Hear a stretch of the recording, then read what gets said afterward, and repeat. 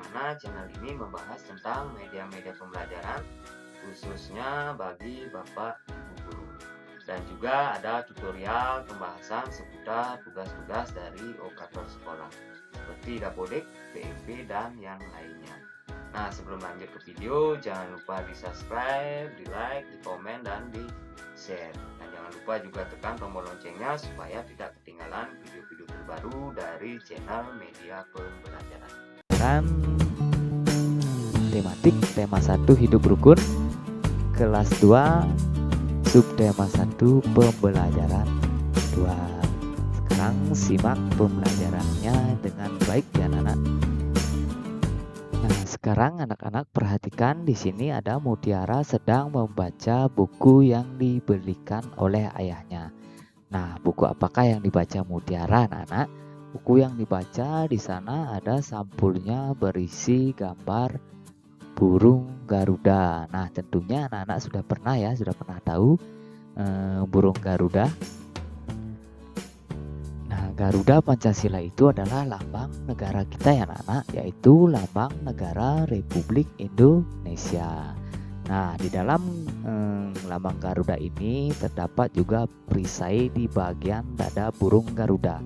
Di sini ada 5 perisai ya anak-anak. Yang pertama itu adalah bintang, yang kedua itu adalah rantai, yang ketiga itu adalah pohon beringin, dan yang keempat itu adalah kepala banteng, dan yang kelima atau yang terakhir itu adalah padi dan kapas.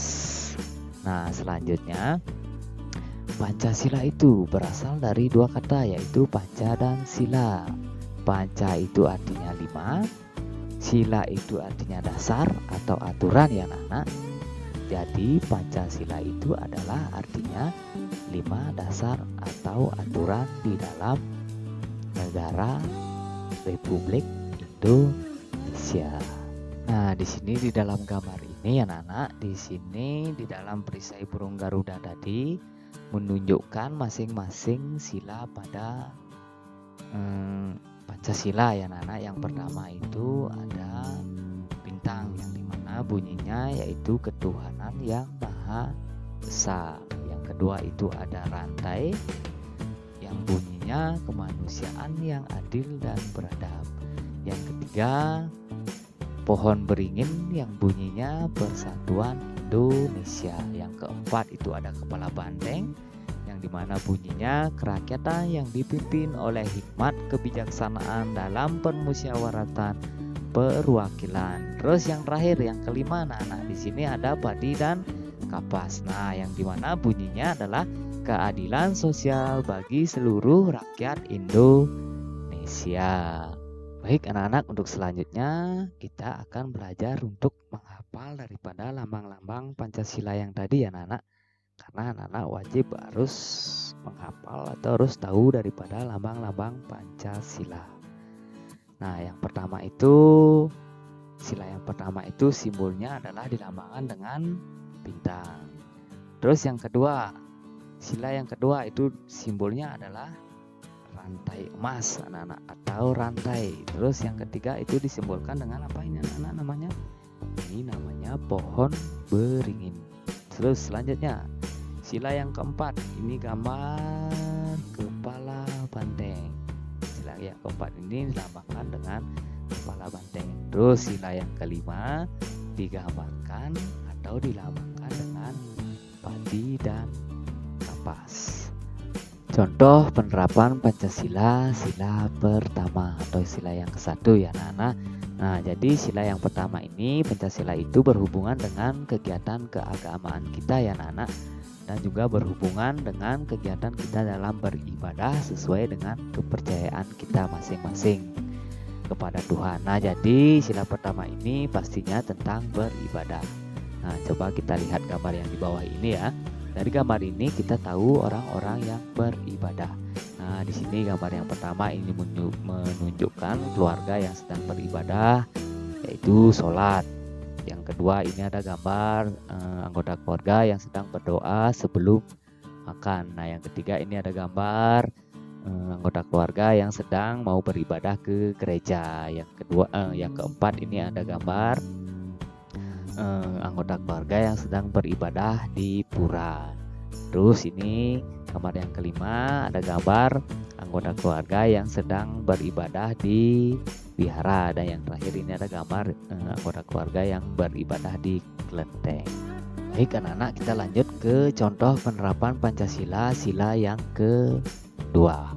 Nah, di dalam sila yang kedua ini, dalam penerapannya dalam kehidupan kita sehari-hari, yaitu saling membantu satu sama lain dan tidak memilih dalam bergaul dan berteman. Di sini Bapak kasih contoh.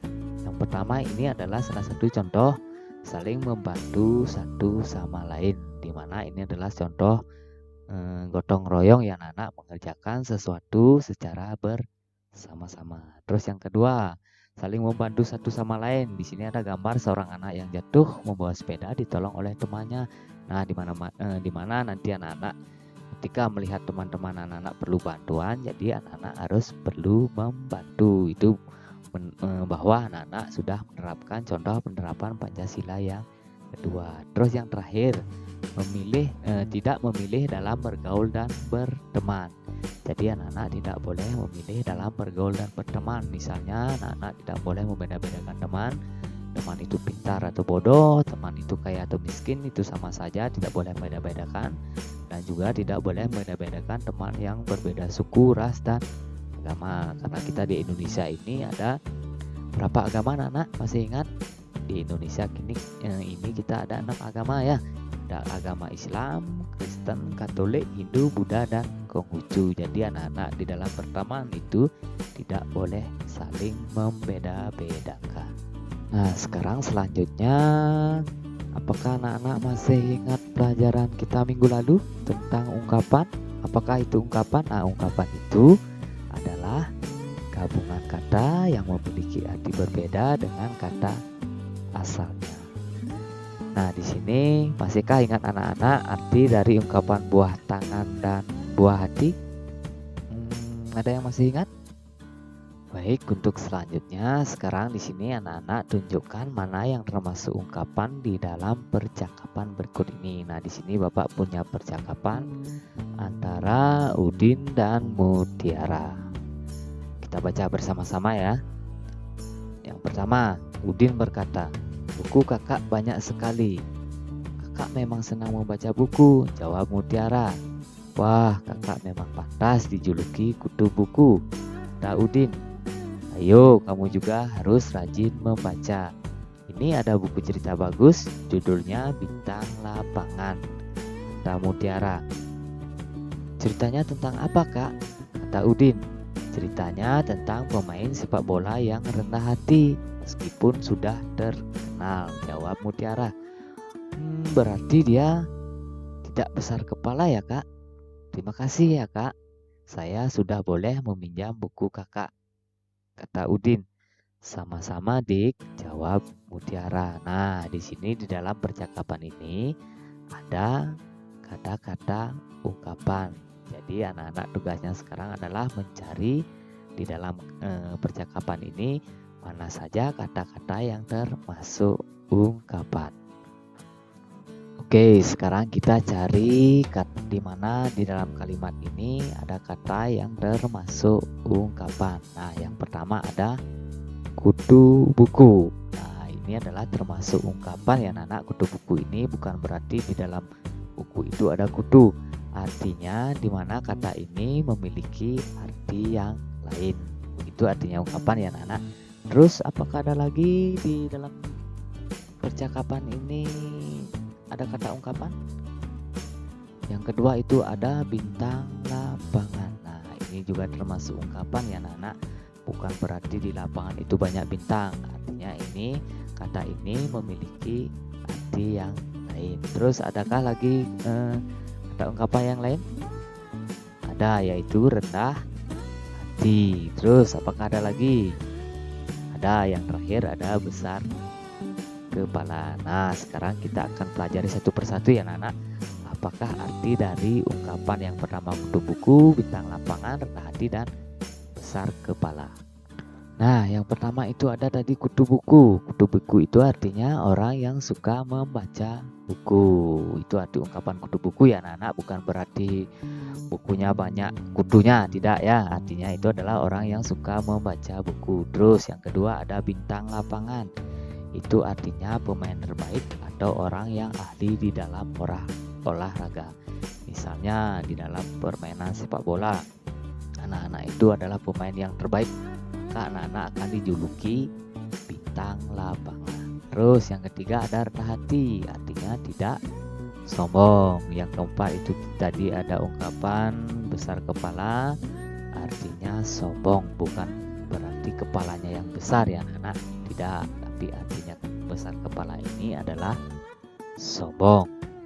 Nah, sekarang di sini Bapak akan memberikan contoh kalimat dengan ungkapan kutu buku ya anak-anak. Nah, yang pertama itu ada kalimat Anton itu anak yang kutu buku. Nah, artinya di sini adalah Anton itu anak yang suka membaca buku. Terus lanjut, contoh yang berikutnya. Agus dipanggil si anak yang kutu buku. Jadi di sini artinya bahwa Agus itu dipanggil si anak yang suka membaca buku. Nah, selanjutnya contoh ungkapan dengan kalimat dengan kata bintang lapangan. Di sini Bapak akan buatkan contoh kalimat ya anak-anak. Sekarang anak-anak simak dengan baik-baik. Yang pertama itu misalnya contohnya Anton menjadi bintang lapangan sepak bola.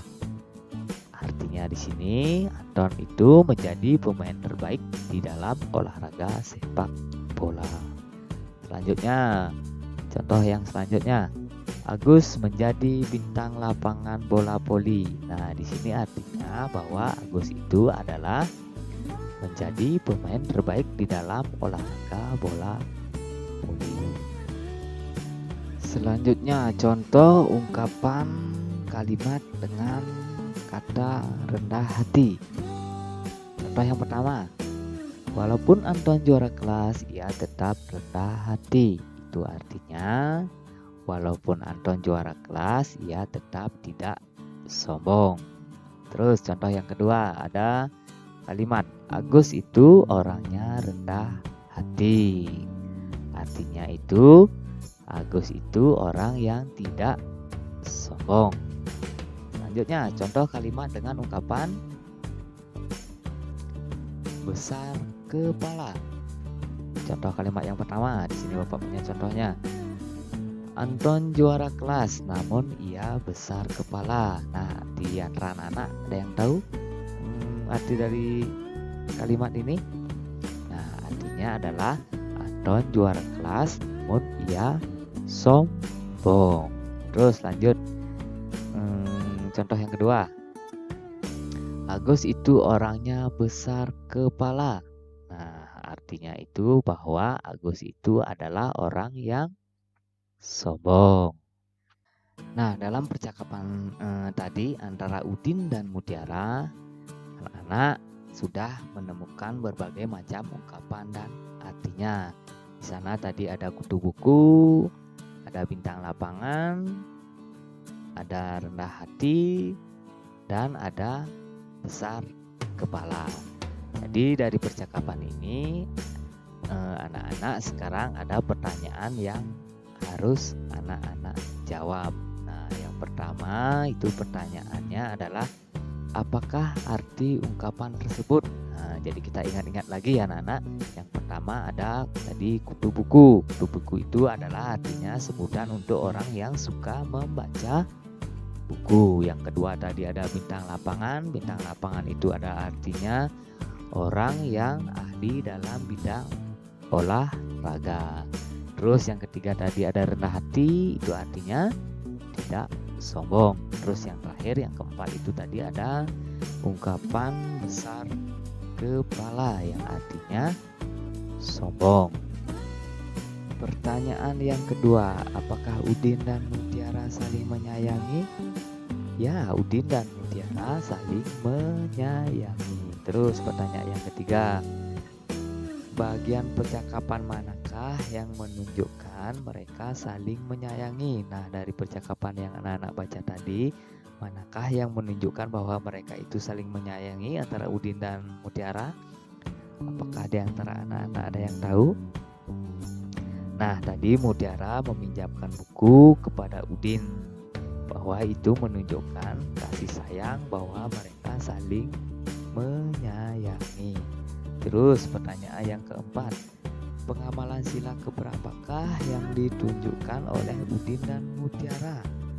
Nah, untuk saling menyayangi ini menunjukkan pengamalan sila yang kedua di dalam Pancasila ya anak-anak. Terus yang kelima, apakah kamu menyayangi kakak, adik, saudara, dan orang tuamu di rumah? Nah, Bapak yakin anak-anak pasti menyayangi kakak, adik, saudara, ataupun orang tua kalian di rumah. Terus pertanyaan yang terakhir, pertanyaan nomor 6 yang harus anak-anak jawab, yaitu tuliskan contoh pengalamanmu yang menunjukkan kamu menyayangi kakak, adik, saudara, dan orang tuamu di rumah. Nah, sekarang anak-anak tugasnya membuat contoh pengalaman di rumah yang menunjukkan bahwa anak-anak itu menyayangi keluarga di rumah. Nah, di sini akan Bapak kasih contoh, misalnya membantu ibumu menyapu. Misalnya itu adalah berarti anak-anak menyayangi ibu karena anak-anak sudah mau membantu ibu menyapu. Terus misalnya contoh anak-anak berbagi makanan kepada kakak dan adik. Misalnya anak-anak punya kakak atau adik di rumah, anak-anak berbagi makanan, itu juga merupakan contoh rasa saling menyayangi. Nah, jadi demikian untuk pembelajaran kita hari ini ya anak-anak, di tema 1 hidup rukun, subtema 1 di pembelajaran 2. Dan sampai jumpa di pembelajaran berikutnya ya anak-anak, di tema 1 subtema 1 di pembelajaran 3. Mudah-mudahan anak-anak bisa mengerti untuk di pembelajaran hari ini. Sampai jumpa.